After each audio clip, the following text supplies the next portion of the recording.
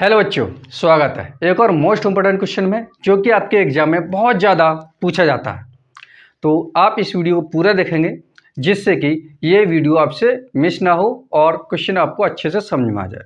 जो बच्चे पहली बार इस वीडियो पर आए हुए हैं वो चैनल को सब्सक्राइब जरूर कर लें, क्योंकि यहाँ पर सिर्फ इम्पोर्टेंट क्वेश्चन ही कराए जा रहे हैं जो आपके एग्जाम में आने की संभावना रखते हैं। बहुत ज़्यादा इम्पोर्टेंट क्वेश्चन ही हम आपको करा रहे हैं। और जो बच्चे पहली बार आए हुए हैं वो चैनल को सब्सक्राइब जरूर कर लें जिससे कि आगे आने वाली वीडियो आपसे मिस ना हो। तो बेटा आपका क्वेश्चन है मैक्सवेल का विद्युत चुंबकीय तरंग सिद्धांत। ये बहुत ज़्यादा इंपॉर्टेंट है, इसी नाम से आएगा, या फिर रेडियो तरंग के सिद्धांत, रेडियो तरंग के नाम से भी आ सकता है, या फिर रेडियो तरंग। ठीक है, किससे कहते हैं उसको समझाइए। तो ये क्वेश्चन या फिर तो ऐसा आ सकता है या फिर ऐसा आ सकता है। ठीक है, इसको ब्रेक डाउन कर दे रहे हैं ये। ठीक है बेटा, अब इसको थोड़ा समझ लेते हैं। बेटा क्वेश्चन स्टार्ट करने से पहले हम यहाँ डायग्राम समझेंगे जिससे कि आपके माइंड में कोई भी प्रश्न छूटे नहीं, है ना, कोई भी डाउट ना रहे। इसलिए पहले हम इस डायग्राम को समझेंगे, फिर हम इधर आपको समझाते हैं। देखिए बेटा, इससे पहले आप एक और बात समझेंगे कि जब किसी चालक में धारा प्रवाहित की जाती है तो उसके चारों ओर चुंबकीय क्षेत्र उत्पन्न हो जाता है। ये मैं आपको पिछली वीडियो में कई बार बता चुका हूँ। जैसे मान लीजिए ये धातु या चालक तार है और इसमें अगर धारा प्रवाहित की जाती है तो इसके चारों ओर चुंबकीय क्षेत्र उत्पन्न हो जाता है। तो ये आपको पता होगा। लेकिन इस सिद्धांत में क्या है, इसमें यह है कि जब किसी परपथ में धारा उच्च आवृत्ति की प्रवाहित की जाती है, यानी कि ये तार मान सकते हैं, और इसमें अगर वैद्युत धारा प्रवाहित की जाए उच्च आवृत्ति वाली, ये क्या होता है इसको बाद में समझाएंगे। आप ध्यान रखेंगे, जब किसी परपथ में उच्च आवृत्ति वाली धारा प्रवाहित की जाती है तो इसके चारों चुंबकीय क्षेत्र और वैद्युत क्षेत्र भी उत्पन्न होता है। और इस धारा उच्च आवृत्ति जो प्रवाहित होती है इसके कारण इसमें एक तरंगें भी उत्पन्न हो जाती हैं जिसको हम बोलते हैं विद्युत चुंबकीय तरंगें। ठीक है, तो वो तरंगें हैं, वो तरंगें यहाँ पर मैंने इधर प्रदर्शित किया हुआ है, अभी मैं समझाता हूँ ये किस तरीके से। ठीक है, तो आप ये समझेंगे कि जब किसी परिपथ में उच्च आवृत्ति वाली वैद्युत धारा को प्रवाहित किया जाता है और उसमें धारा में परिवर्तन किया जाए तो उसमें तरंगें उत्पन्न हो जाती हैं, और वो जो तरंगें हैं, उत्पन्न हुई तरंगें हैं, वो चुंबकीय क्षेत्र और वैद्युत क्षेत्र के लंबवत चलती हैं। ठीक है, ये आपको अच्छे से समझ में आ गया होगा। मैं इधर आपको समझाने की कोशिश करता हूँ। जैसे मान लीजिए ये परपथ है और परपथ में धारा प्रवाहित की जा रही है और उसमें परिवर्तन हो रहा है, तो इस कंडीशन में अगर चुंबकीय तरंगें उत्पन्न होती हैं तो वो किस तरह से गति करती है उसको आप समझेंगे। मैंने यहाँ पर 3D बनाया हुआ है और ये समझ में नहीं आ रहा तो मैं आपको डायरेक्ट एग्जांपल में समझा देता हूँ। जैसे मान लीजिए ये जो दिशा है, ये इधर, ये तरंगों की दिशा है। ठीक है, तो हमने इसको कुछ इस तरीके से पकड़ लिया यहाँ पे। ठीक है, ये चुंबकीय क्षेत्र की दिशा है, इस तरीके से ये चुंबकीय क्षेत्र हमने ऐसे पकड़ लिया।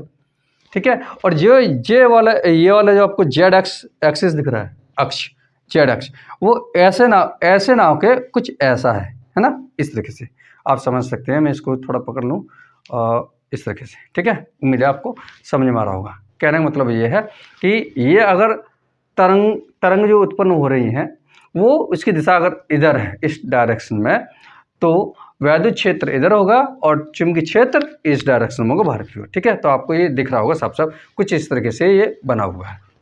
अब इसमें जो तरंगें निकल रही होंगी वो चुंबकीय क्षेत्र और वैद्युत क्षेत्र के लंबवत गति करती हुई जाती है। कहने का मतलब ये है कि ये आपको ये दिख रहा है ना, ये वाला हिस्सा, मान लीजिए वैद्युत क्षेत्र है, तो वैद्युत क्षेत्र ये ई है, वो वैद्युत क्षेत्र दिखा रहा है। ये आपको इस तरीके से दिख रहा है, रेड वाला पहले ऊपर जाएगा, यानी कि तरंगें हैं वो ऐसे कर चलेंगे ना, लहराती हुई, तो ऐसे टेढ़ी मेढ़ी जाएंगी। तो वही मैंने इधर बनाया हुआ है ऊपर से नीचे की ओर। ठीक है, ये देखो वैद्युत क्षेत्र, फिर वैद्युत क्षेत्र और ये वैद्युत क्षेत्र। लेकिन ये गति कैसे करेगा? तरंगों के लंबवत।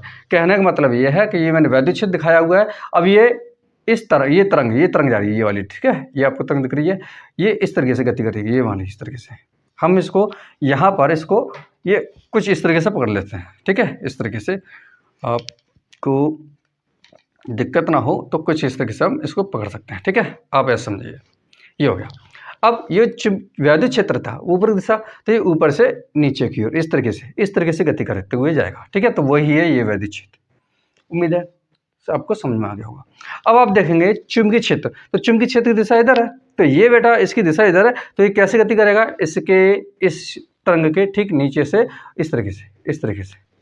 ठीक है, नहीं आया समझे, एक बार फिर समझेंगे, यानी कि इस तरीके से, ऐसे इस तरीके से गति करेंगे। ठीक है, उम्मीद है आपको समझ में आ गया होगा। मैंने पूरी कोशिश किया, फिर भी अगर नहीं समझ में आया हो तो आप एक बार कमेंट बॉक्स में जरूर बोलना। एक बार फिर समझेंगे, जैसे मान लीजिए चुंबकीय क्षेत्र है, दो इस तरंग के इधर लंबवत है, आप ऐसे देख सकते हैं, दो 90 डिग्री बना हुआ है, तो लंबवत हो गया, और ये इस तरीके से, यानी कि इस तरीके से ऐसे करके इस तरीके से ये गति करेगा, यानी कि ये है वो इसके नीचे ऐसे इस तरीके से गति करेगा। और वैद्युत क्षेत्र है वो ऊपर नीचे इस तरीके से, यानी कि इसके ऊपर नीचे इस तरीके से गति करते हुए जाएगा। उम्मीद है आपको समझ में आ गया होगा। ठीक है, तो वही मैंने इधर आपको डायग्राम बनाया हुआ है। ये चुंबकीय क्षेत्र है, ये इधर, ठीक है, ये लंबवत आ रहा है, लंबवत देखने के लिए थोड़ा तिरछी आपको दिखा रहे हैं। ठीक है, तो ये कुछ इस तरीके से, और ये वैद्युत क्षेत्र है E0 इसलिए लिखा हुआ है, ये शिखर मान बेटा। ठीक है, हाईएस्ट पॉइंट। ठीक, तो यहाँ 0 लगा देते हैं, जिनको नहीं पता है वो धीरे धीरे आप बने रहिए, आपको समझ में आ जाएगा। तो उम्मीद है आपको ये पूरा डायग्राम समझ में आ गया होगा, और नहीं समझ में आया तो आप इसको रट लो, बस सिंपल सा पेपर में आया हुआ रखा है, समझ लीजिए। तो आप इसको बना लेंगे। अब मैंने जो आपको समझाया हुआ था वो इधर समझाता हूँ। जब किसी वैद्युत परपथ में प्रवाहित वैद्युत धारा बहुत उच्च आवृत्ति से परावर्तित हो, ठीक है, परिवर्तित हो, अथवा त्वरित आवेशित कणों द्वारा, यानी त्वरित आवेशित कण है वो त्वरित हो, गति में हो, द्वारा विद्युत चुंबकीय तरंगें उत्पन्न होती हैं। ठीक है, यानी कि आवृत्ति से परिवर्तित हो या फिर आवेशित कणों द्वारा विद्युत चुंबकीय तरंगें उत्पन्न होती हैं, तब उत्पन्न चुंबकीय तरंगें वैद्युत क्षेत्र और चुंबकीय क्षेत्र दोनों के लंबवत होती हैं। ये आपको लिख लेना। मैं थोड़ा हट जाता हूँ, इसका एक संबंध भी होता है, यानी कि चुंबकीय क्षेत्र और वैद्युत क्षेत्र के बीच में संबंध क्या होता है, तो मैं इसको लिख देता हूं, आप इधर नोट कर लेंगे। ठीक है, वैद्युत क्षेत्र और चुंबकीय क्षेत्र में संबंध, बेटा ये पूछा जाता है ना, इसको भी मैं इधर लिख देता हूं। क्या होता है इसका संबंध, E0/B0 C, ये इसका संबंध होता है। ठीक है बेटा, आपको दिख नहीं रहा है तो मैं इसको दोबारा लिख दूंगा, आप यहां तक नोट कर लीजिए या स्क्रीनशॉट ले लो। चुंबकीय क्षेत्र और वैद्युत क्षेत्र में संबंध। ठीक है, यहां पे ले लेता हूं मैं, वैद्युत क्षेत्र और चुंबकीय क्षेत्र में संबंध क्या होता है बेटा, ये होता है E0/B0 C। यहाँ पर C क्या है, C है बेटा कांस्टेंट, यानी कि C प्रकाश की चाल है, और E क्या है, E है वैद्युत क्षेत्र, B है चुंबकीय क्षेत्र, आप लिख लेना। ठीक है, C क्या है, C है प्रकाश की चाल, 3 × 10⁸ मीटर प्रति सेकंड। उम्मीद है आपको यहाँ तक लिख देना है और समझ में आ गया होगा। ये बेटा 5 नंबर पूछा था ये डायग्राम, और जो मैंने इधर लिखा हुआ था वो। अगर फिर भी समझ में ना आए तो बेटा आप एक और कमेंट बॉक्स में जरूर बोलेंगे। ठीक है, तो अब मैं इसके विशेषताएं भी पूछी जाती हैं, वैद्युत चुंबकीय तरंगों की विशेषताएं, वैद्युत चुंबकीय तरंगों की विशेषता।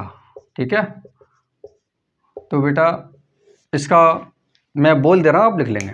पहली विशेषता क्या है, ये निर्वात में प्रकाश की चाल के बराबर गति करता है, यानी कि निर्वात में प्रकाश की चाल के साथ स्पीड से चलता है। ठीक है, ये पहला पॉइंट हो गया। दूसरा पॉइंट लिखेंगे कि ये इसकी प्रकृति होती है, यानी कि वैद्युत चुंबकीय तरंगों की जो प्रकृति है वो अनुप्रस्थ होती है। ठीक है बेटा, तरंगें 2 प्रकार की होती है, एक अनुप्रस्थ और एक अनुदैर्ध्य।